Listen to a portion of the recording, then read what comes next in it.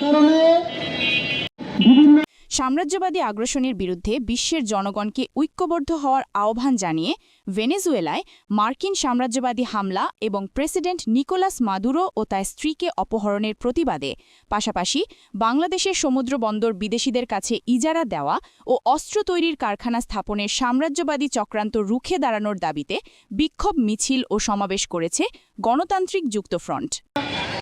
চাপিয়ে দেওয়ার চেষ্টা করছে মার্কিন সাম্রাজ্যবাদ।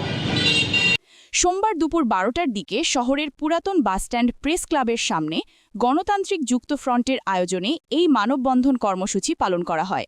মানববন্ধনে জেলা বাসদের আহ্বায়ক দেবাশিস রায়, কমিউনিস্ট পার্টির জেলা সভাপতি নির্মল চৌধুরী, বাসদ জেলা সদস্য সচিব মোবারক হোসেন সহ বিভিন্ন রাজনৈতিক ব্যক্তিবর্গ উপস্থিত ছিলেন।